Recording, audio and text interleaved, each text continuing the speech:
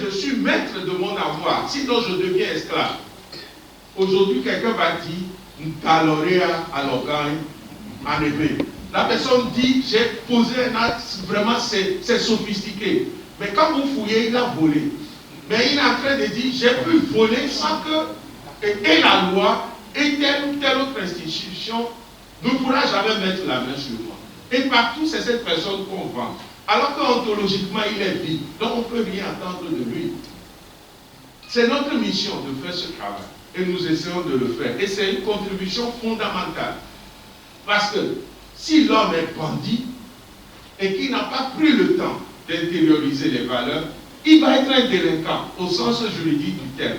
Il peut avoir tous les titres, il peut avoir toutes les responsabilités, il peut être même universitaire. Tant que cela n'est pas réalisé à l'interne, c'est un délinquant. Parce qu'il saura toujours tricher. Donc c'est notre travail fondamental et je pense que nous essayons avec nos forces et nos faiblesses. C'est l'approche ontologique. L'approche éthique et morale, je l'ai déjà évoqué. Quand l'être humain épouse les valeurs et qu'il arrive à les vivre, nous sommes dans la question que dois-je faire? Mais avant de répondre à cette question et de vivre de cette question, il faut être d'abord.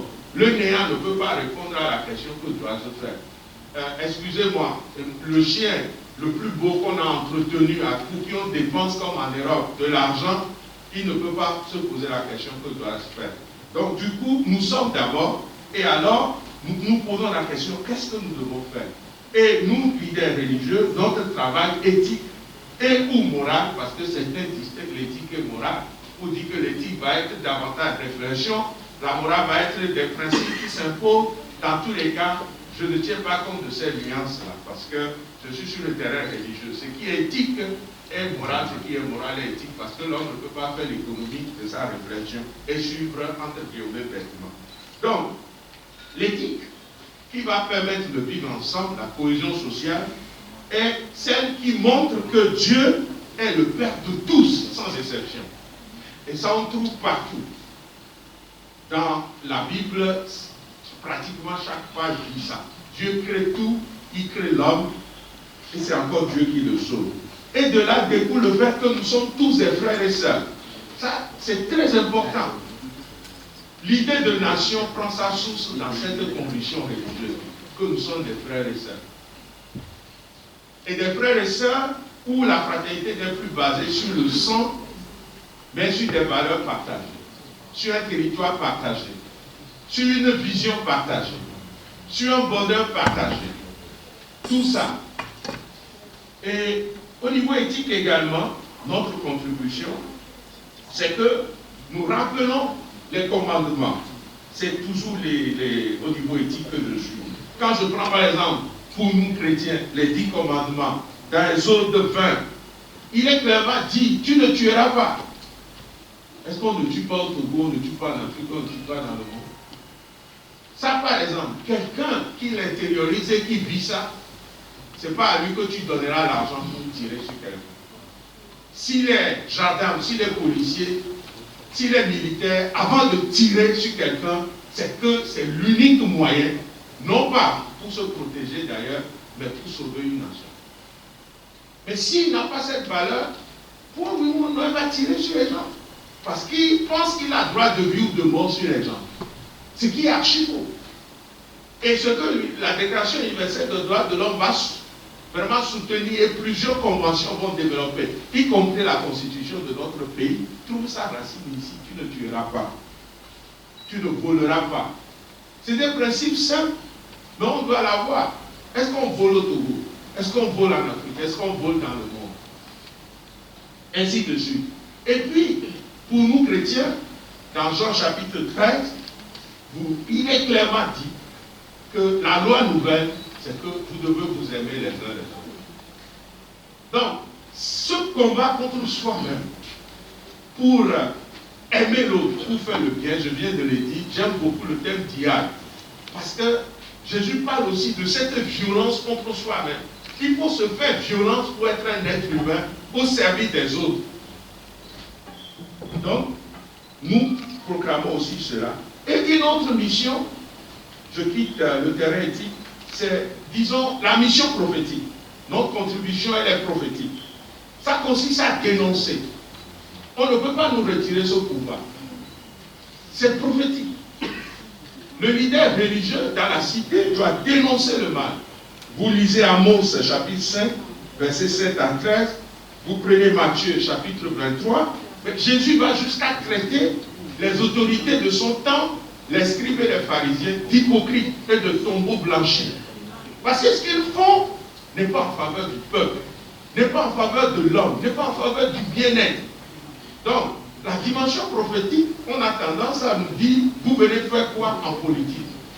Mais si tous ceux qui font le mal, comme leaders religieux, nous ne pouvons pas nous taire. Si nous nous taisons, nous rendons compte à Dieu. Et c'est quelque chose de très grave. Je ne sais pas si on est leader religieux et qu'on garde le silence. Ça voudrait dire qu'on a vraiment gardé le silence. Parce que vous ne pouvez pas imaginer le nombre de gens qui veillent, qui jeûnent pour que les situations changent, même s'ils ne peuvent pas parler. Il y a plein de leaders religieux. On ne mange pas et puis on dort comme ça. Ceux qui parlent, c'est d'autres aussi qui les soutiennent dans la prière, dans le jeûne, ainsi de suite. Pour moi, pour ce que je connais de mon église. Donc, c'est notre mission. Nous devons veiller pour le vivre ensemble, qu'on n'enlève pas aux hommes religieux la dimension prophétique de leur engagement. Parce que nous sommes la voix des sans-voix.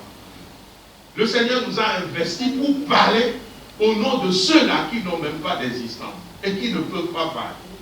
Voilà. Donc, la dernière partie, j'espère que je suis dans le temps, c'est l'urgence de notre engagement. J'estime que cela suppose une urgence de changement de paradigme au niveau national et international. Parce que si je prends le plan d'action pour la prévention de l'extrémisme violent des Nations Unies, mais tout ce qui est dedans, qui veille sur ça, je ne sais pas si j'ai encore le temps. Voilà. Par exemple, le développement durable. Il est dit clairement dans ce plan que si on n'est pas dans la logique d'un développement durable, on favorise l'extrémisme violent. La question des droits de l'homme et de l'état de droit. Excusez, souvent on me critique, hein, c'est normal aussi, mais ce que je dis, c'est un document que je peux laisser. Droits de l'homme et état de droit. C'est des éléments importants pour ne pas aller à l'extrémisme violent. Les actions humanitaires.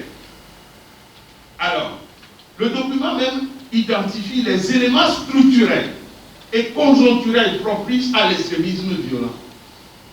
Et ici, l'absence de perspectives socio-économiques. Comment on va dire, on a parlé aux jeunes, on a dit que Dieu t'aime, donc le gars n'a rien.